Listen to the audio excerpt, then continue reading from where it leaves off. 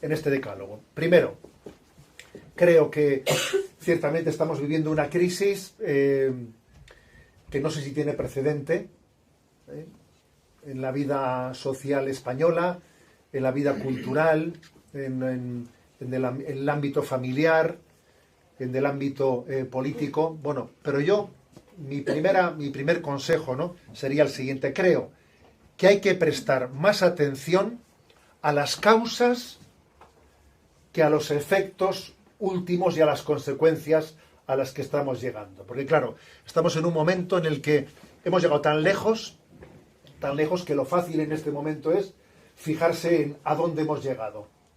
Eso es lo fácil. Claro, lo fácil en este momento es hablar de, pero ¿cómo hemos podido llegar a este lío de la amnistía? Pero ¿cómo es posible que se haya llegado a esto, no? ¿Cómo es posible que hayamos llegado pues a formular una ley trans en la que de repente ahora que cada uno tiene derecho a elegir su identidad? ¿Cómo es posible que hayamos llegado, ¿no?, pues a decir que yo tengo derecho a suicidarme? O sea, pero claro, vemos este tipo de leyes y creo que empobreceríamos nuestra capacidad de afrontar esta crisis si nos redujésemos a hablar de a dónde hemos llegado. Es muy importante hacer una reflexión de ¿y todo esto de dónde ha venido? Porque es que no se podía llegar tan lejos si no hubiese habido unas premisas que pocos las percibían como tan graves. Yo por eso recientemente he publicado pues un librito sobre pensamientos de Chesterton, porque alucino que hace un siglo alguien tuviese la capacidad de ver lo que venía. Fíjate, digo hace un siglo, hace un siglo.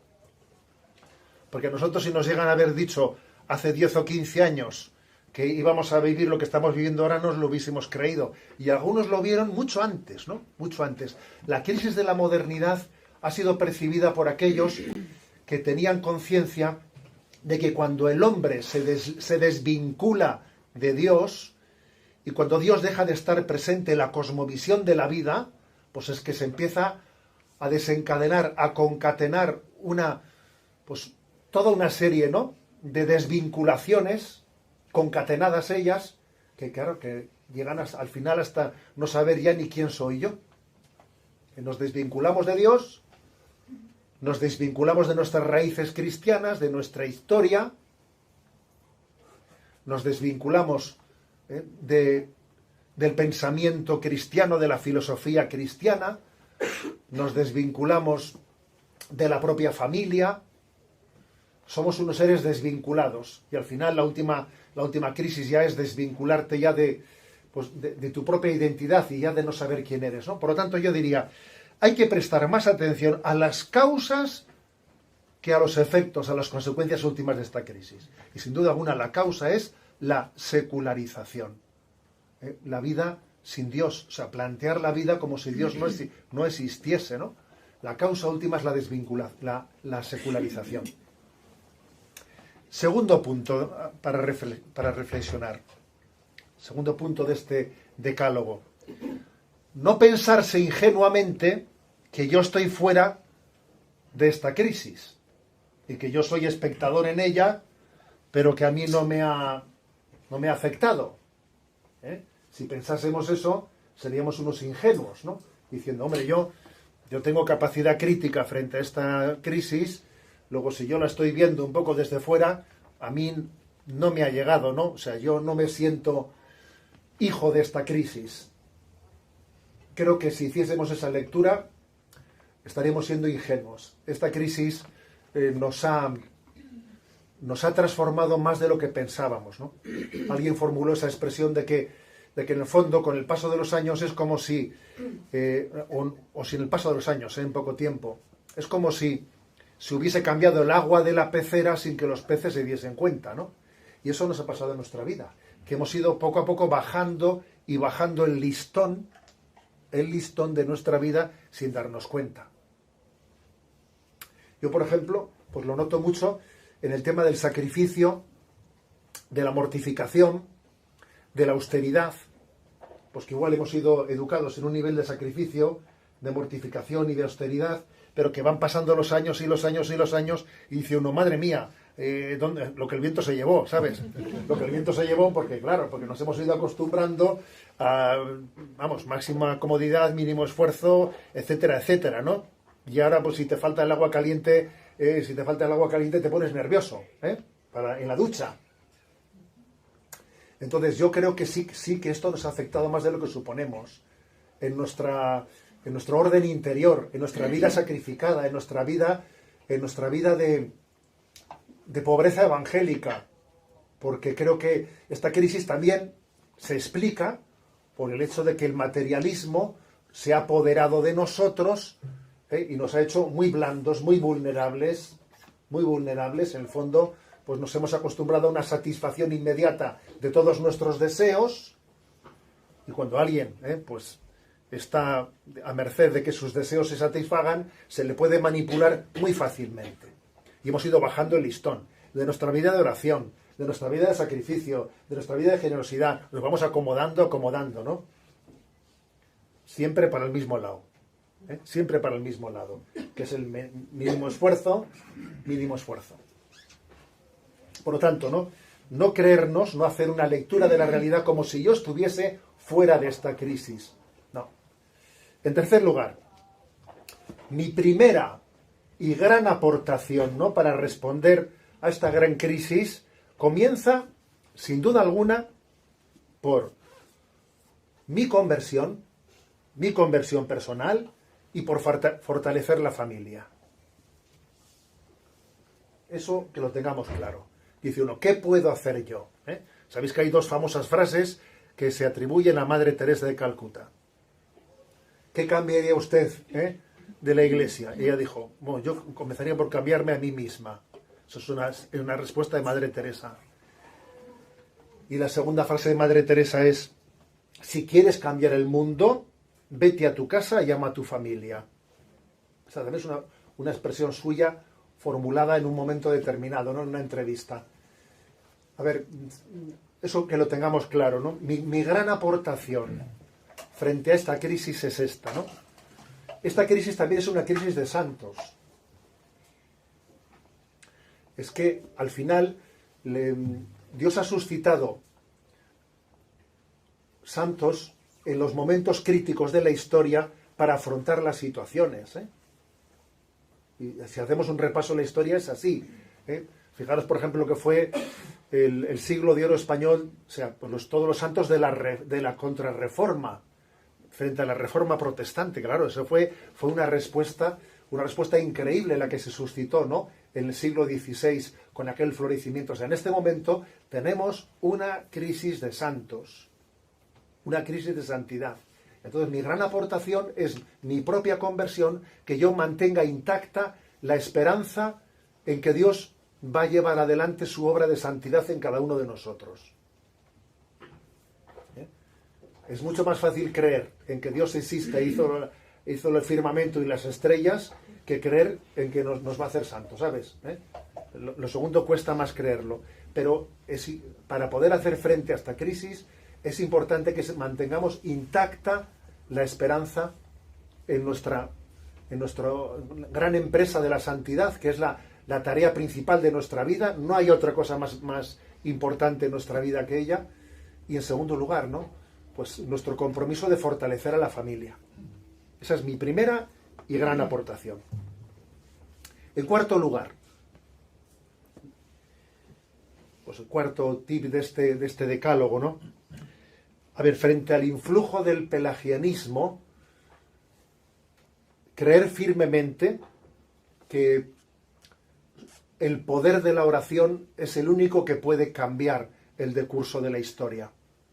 Solo Dios puede cambiar el decurso de la historia. Entonces creo que el poder de la oración tiene que manifestarse en nosotros teniendo fe en que Dios es el Señor de la historia. Dame un punto de apoyo y moveré el mundo, ¿no? Bueno, pues ese punto de apoyo es la oración. Ese punto de apoyo es la oración, y creo que ante esta crisis tenemos que responder con adoración eucarística. Adoración eucarística.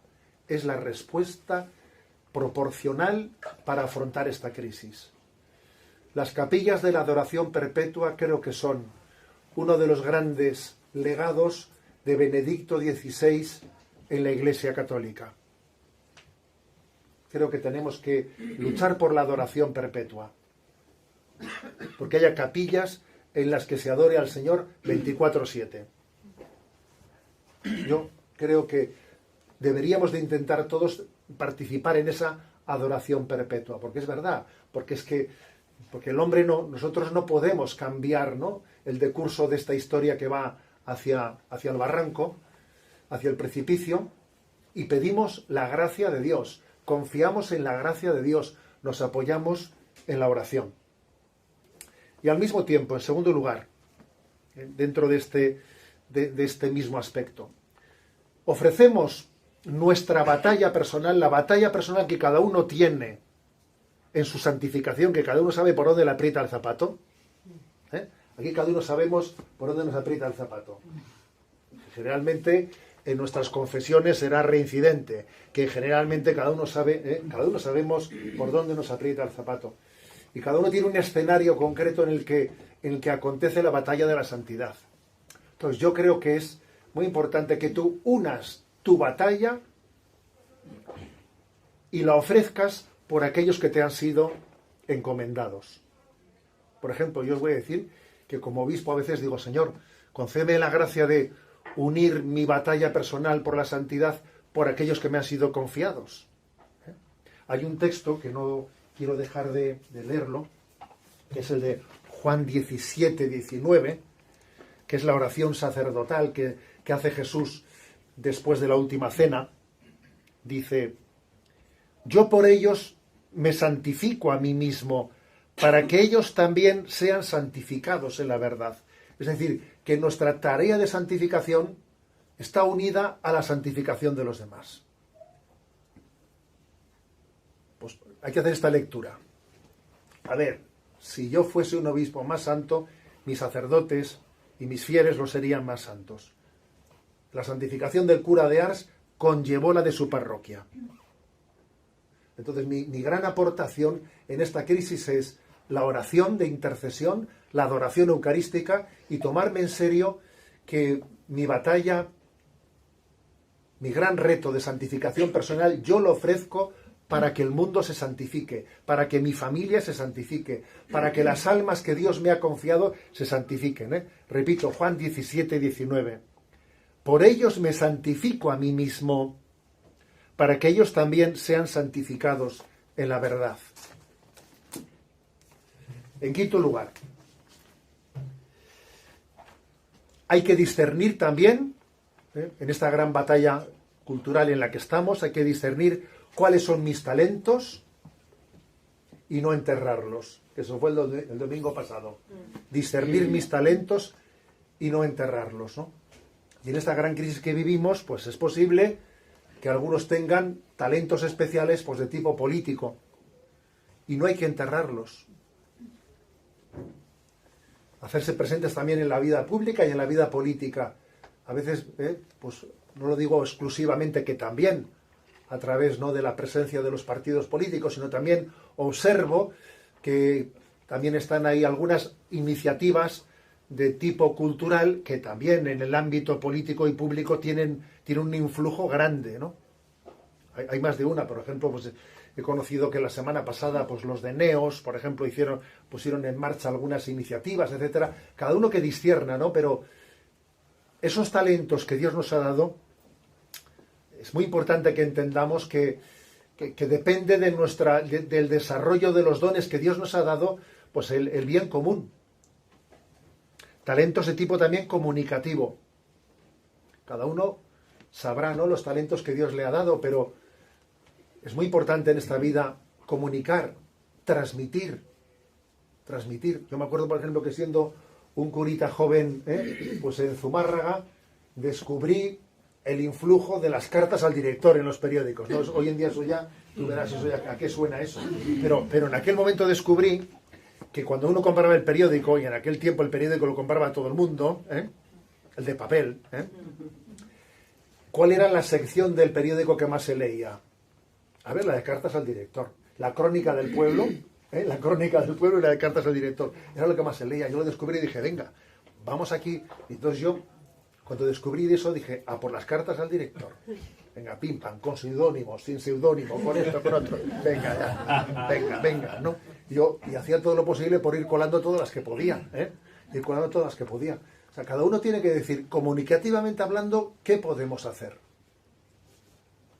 Y discernirlo, en el tiempo en el que vivo, en el contexto en el que vivo, ¿a quiénes puedo llegar? ¿Quiénes ha puesto Dios en el camino de mi vida?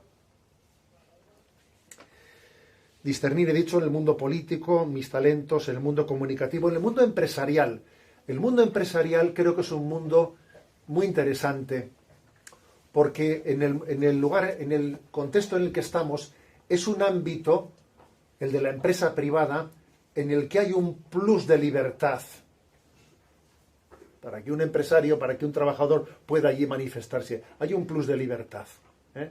Yo allí en Alicante he tenido recientemente un encuentro con los empresarios a través de la Cámara de Comercio, etcétera, en Alicante, ¿no? Entonces me he dado cuenta de que, a ver, en un ámbito empresarial hay una capacidad, hay una posibilidad bastante grande de que alguien manifieste en un contexto, ¿no?, de hablar a corazón abierto ante las personas que saben que les quiero, que saben que trabajamos juntos, saben que nos sacrificamos juntos, ¿no? Es una gran posibilidad en la que uno puede dar testimonio, y poner en marcha, ¿no?, a través del mundo empresarial otras iniciativas.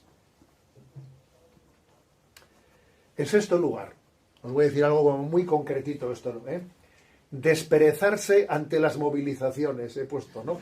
A ver, esto también creo que es así, O sea, estamos acostumbrados a que, como suceden tantas cosas, pues a la hora de mantener pues determinados retos y batallas, diciendo, a ver, no puedes mantener una movilización mucho tiempo porque la gente se desactiva, porque no van a ser tan perseverantes, ¿sabes?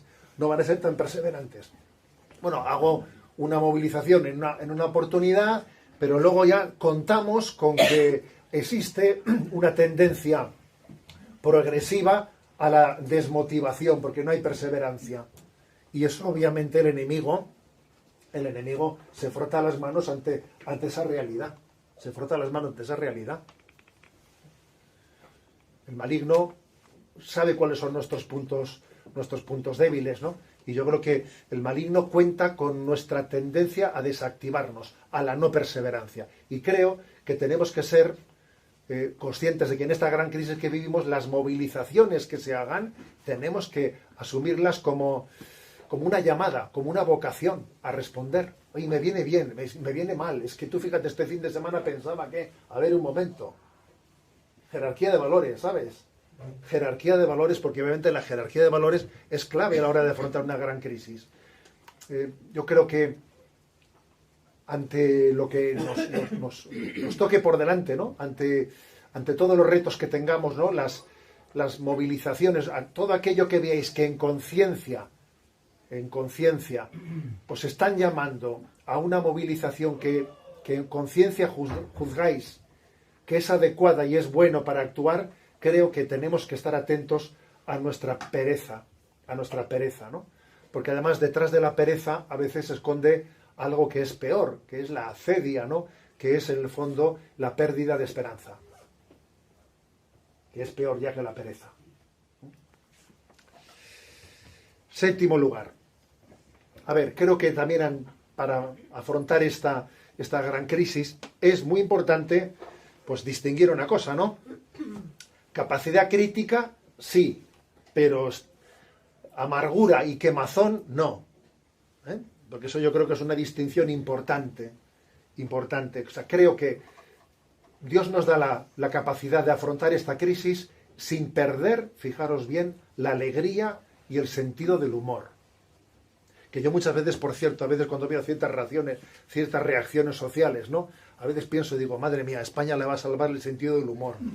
Cuando ves algunas cosas dices, no, madre mía, ¿no? Cuando ves que pues nuestro pueblo tiene la capacidad de chotearse un poco, ¿no?, de las cosas, sanamente, ¿no? Sanamente, uno dice, también eso forma parte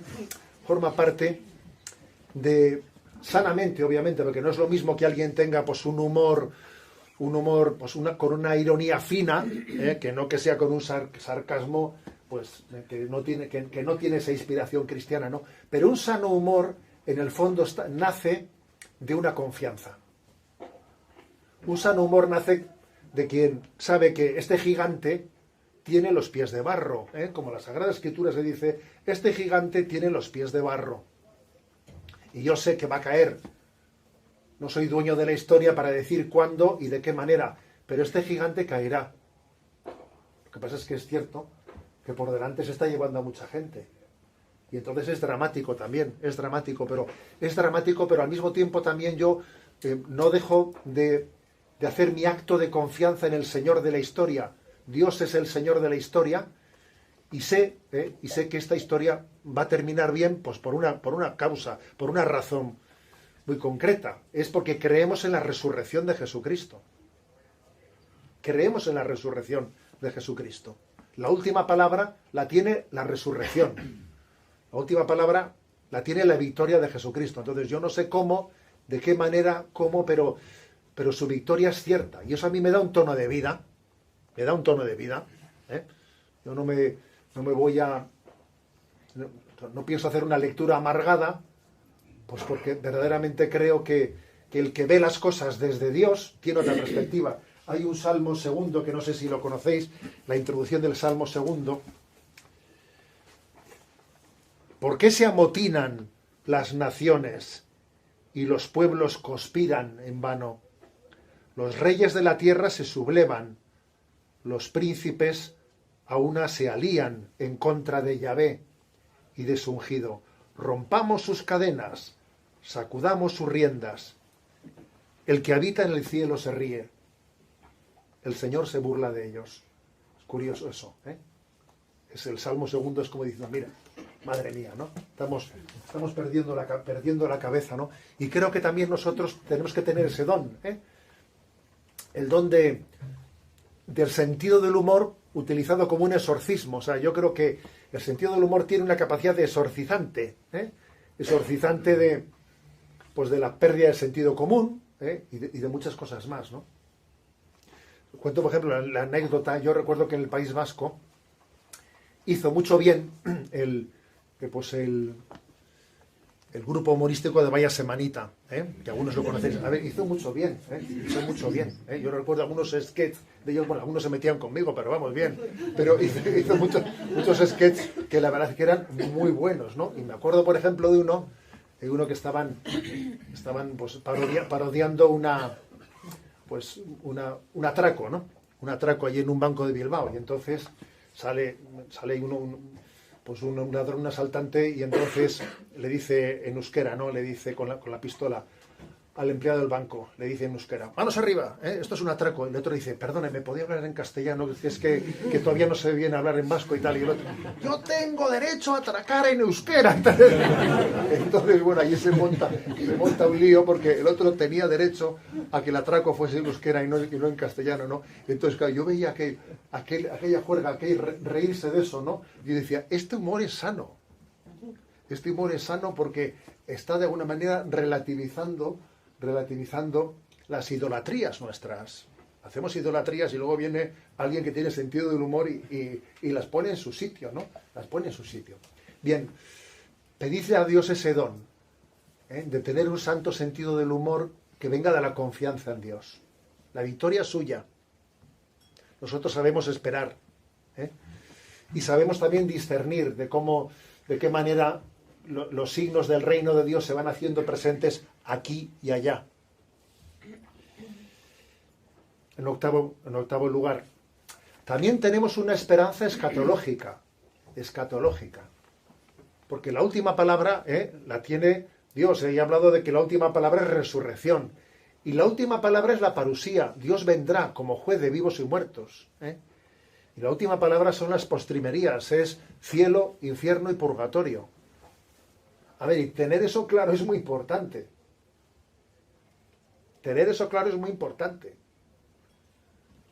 Nuestra esperanza también está fundada en que Dios es justo. Dios es tan infinitamente justo como infinitamente misericordioso. Y al final no es cierto que el bien y el mal den lo mismo. Pues no es verdad. No es cierto. No es cierto. Porque entonces quien presente esa imagen de misericordia, ¿no?, que al final da lo mismo, pues le está condenando a Dios a ser injusto. Y Dios no es injusto, ¿no? Entonces, en nuestra esperanza también tenemos que pensar en que Dios establecerá justicia. Dios establecerá justicia. El juicio de Dios, ese juicio definitivo de Dios, será un juicio lleno de justicia, ¿no? También yo muchas veces le digo, tenemos una buena noticia, que existe el purgatorio, señores, ¿eh?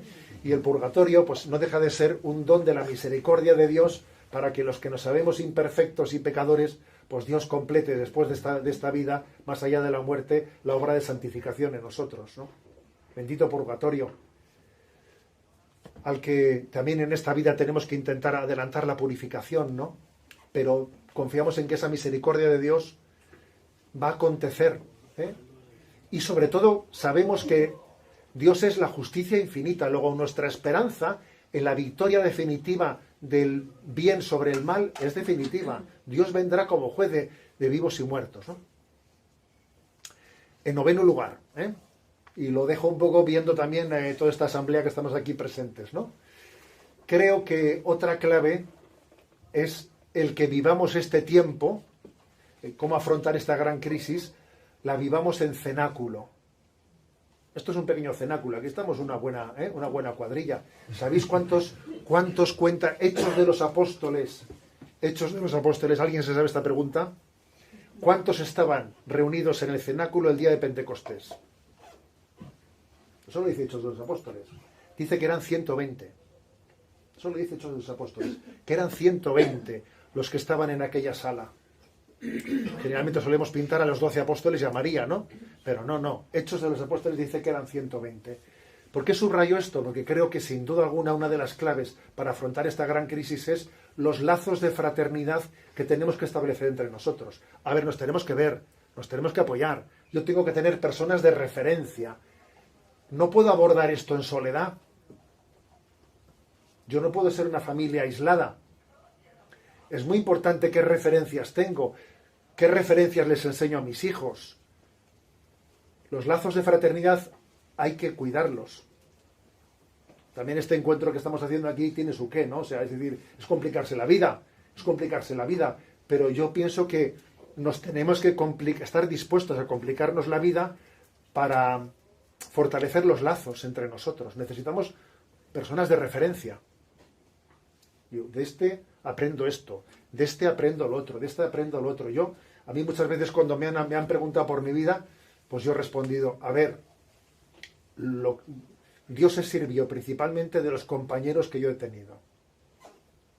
Aquí estáis algunos también, pues sobrinos de quien fue también mi amigo del alma, o quien es, ¿no? Mi amigo del alma, compañero del seminario Antonio. A ver, si yo me pongo a pensar, ¿de qué se sirvió el Señor en la historia de mi vida?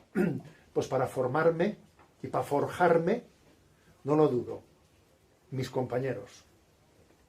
Casi no me acuerdo ni de mis superiores, con perdón de ellos, que serían buenísimos, O sea, serían buenísimos, seguro. Pues porque los superiores son claves, ¿no? Pero lo que yo soy capaz de percibir es que fueron mis compañeros, que fuimos capaces de forjar un ambientazo entre nosotros, estimulante, de tirar uno de otro para arriba, y que era juntarte con otro y tiraba de ti para arriba. Y así como hay amistades que te desincentivan completamente, ¿no? Pues hay otras amistades que cada vez que estás con ellos sales con deseos de entregarte más.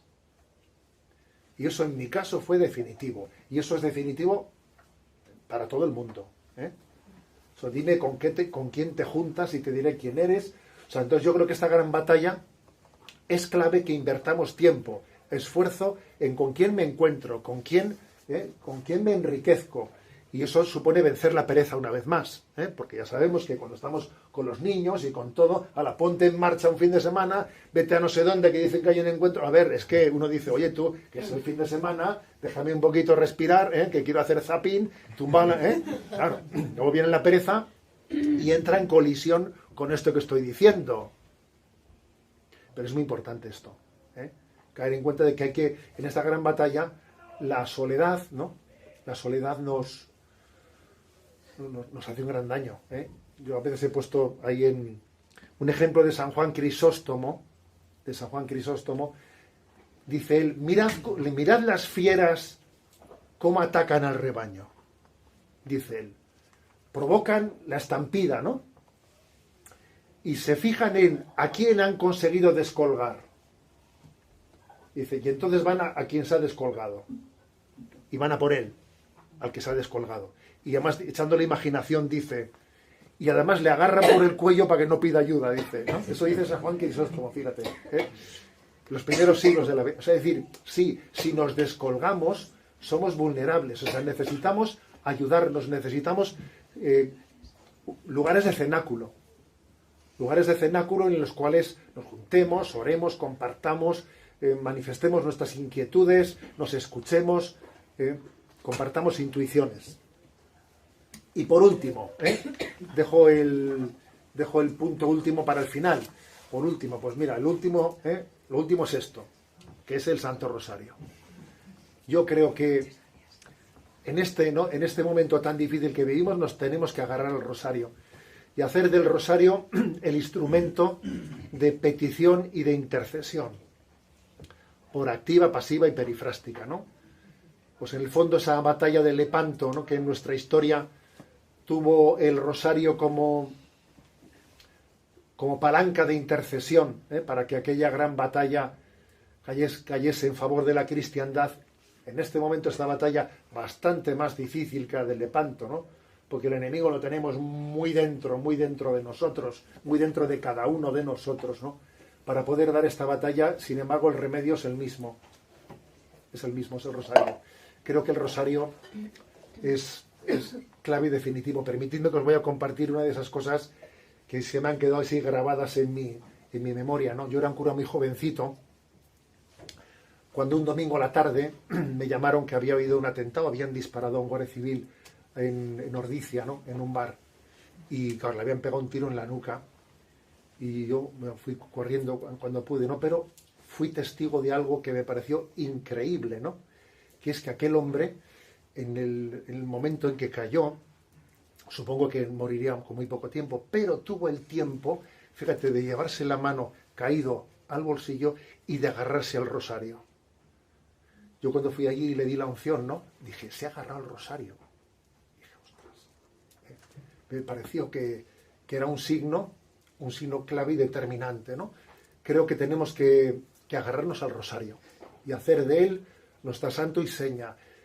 Salpicar nuestra vida de Ave Marías intercesoras, que la oración también nos mantenga en presencia de Dios. Creo que el rosario salpicando todo el día es pues tener la mente en Dios, Decía Chesterton que la mejor manera de no tener malos pensamientos es tener la cabeza llena de buenos pensamientos. Es la mejor manera, ¿sabes? No hay otra.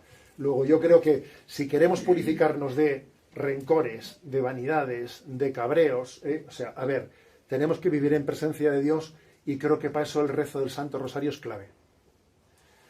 Aparte de que el rosario rezado en familia tiene un poder de conjugarnos y de unirnos inigualable, inigualable. Bueno, pues como decía, os voy a repetir brevemente los 10, no sé dónde deja el papel. En el bolsillo. Bolsillo. Vamos a ver.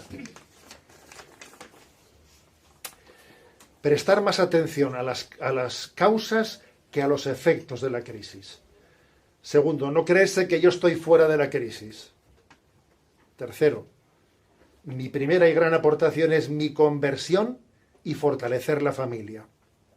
En cuarto lugar, creer en el poder de la oración, comprometerse con la adoración perpetua y unir nuestra batalla por la santificación, ofrecerla por la santificación de los demás. En quinto lugar, discernir nuestros talentos y no enterrarlos. En sexto lugar, desperezarse ante las movilizaciones. En séptimo lugar, sentido del humor fundado en la confianza de la victoria de Cristo. Octavo lugar, esperanza escatológica en la justicia de Dios. Noveno, vivir en cenáculo y en fraternidad entre nosotros. Y décimo, pues fundados en el Santo Rosario. Y si os parece, vamos a rezar una Ave María y así concluimos. Dios te salve María, llena eres de gracia, el Señor es contigo. Bendita tú eres entre todas las mujeres y bendito es el fruto de tu vientre Jesús. Santa María, Madre de Dios, ruega por nosotros pecadores, ahora y en la hora de nuestra muerte. Amén.